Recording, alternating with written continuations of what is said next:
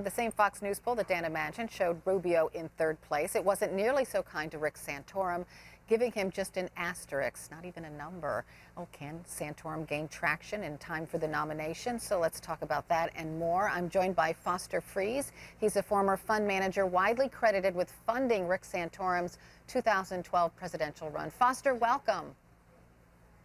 Well, I'm delighted to be here, Carol. It's an honor to be on your show. Thank you for inviting me.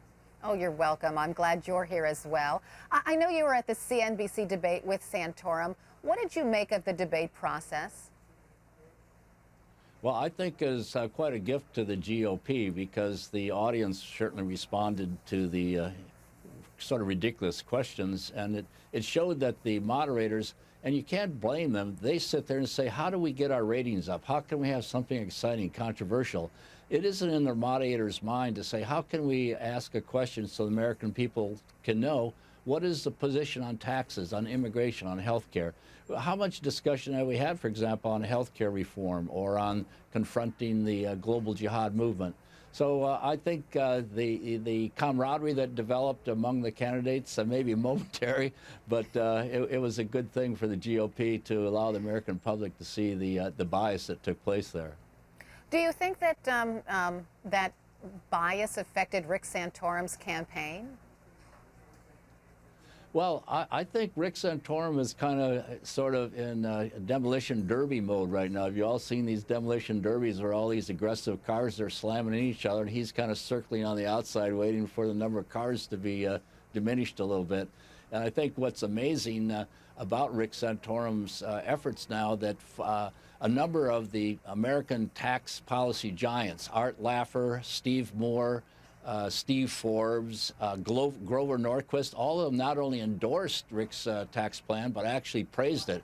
It's a 20% across the board flat tax. It preserves the home interest deduction and the charitable deductions item, and also gives companies the opportunity to expense everything in the first year, which means you get rid of all the complication of the depreciation schedule. So I think that's probably what needs to be talked about more than anything. Well, it's not resonating with voters out there because in the latest Fox News poll, Rick Santorum gets an asterisk. Is it time he drops out? Oh, listen, we'd settle for an asterisk right now. It's what happens at the actual elections. And keep in mind, what Carol, do you mean you'd settle for an asterisk? Well, it's early in the game. It's early.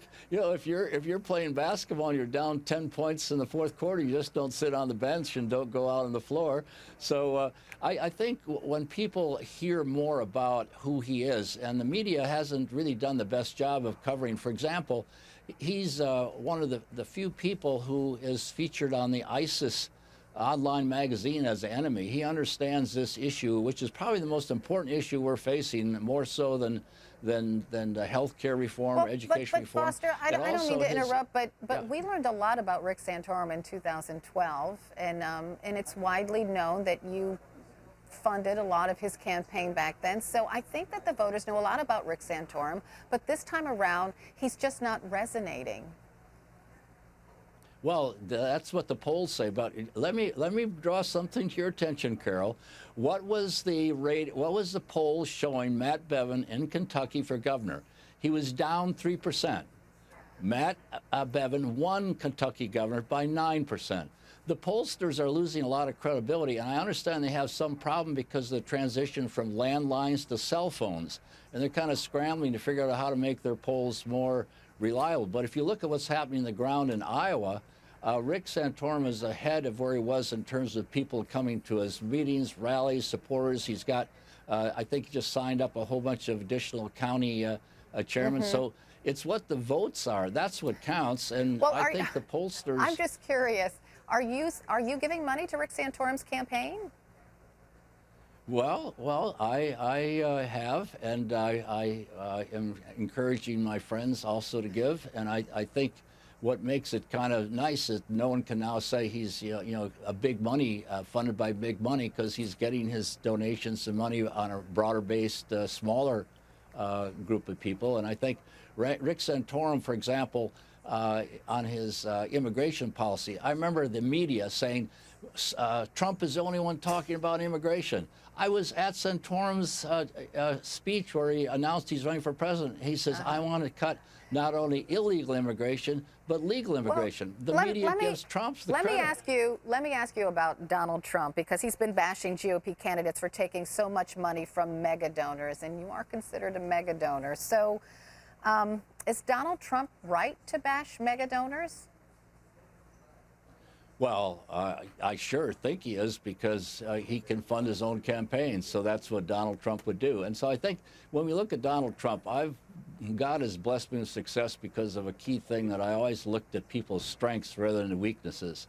So I think we want to look at Donald Trump's strengths as how he's candid, he's honest, he's forthright. And that's why Santorum is going to get traction eventually, because he's a blend of that kind of honesty and straightforward. He doesn't shift his positions depending on what's popular. And then yet he has the kindness and the gentleness of a Ben Carson.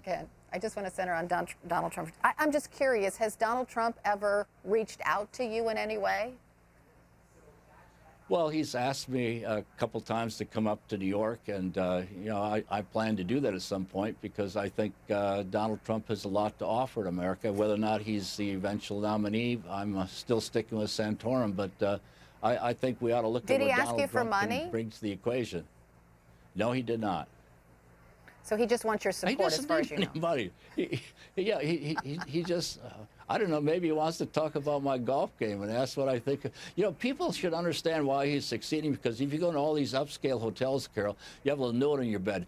Dear guests, please consider partnering with us to preserve the wonderful planet's resources by hanging up your towels. And Trump, you go into his hotel, says, hang up your dang towels so it doesn't cut into my profit margin. he's just plain candid and honest. Okay, so who do you think will get the nomination? I'm putting you on the spot, Foster. Oh my gosh! When I was at the debates and I heard each of those final parting statements, and even on the junior debate, we are so blessed in America to have the kind of quality people that are running. Now look at Jeb Bush, for example. He's not doing well in the polls, but what a decent, honest, capable human being. You go just right down the line: Cruz, Rubio,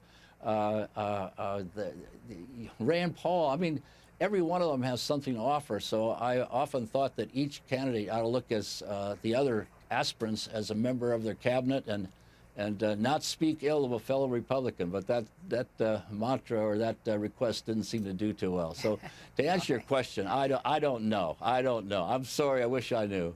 Me too. I think it's going to be Santorum. It'll be Santorum. I'll put my money on that. Man, you are a hopeful man, Foster Friess. Thank you so much for joining me. I appreciate it.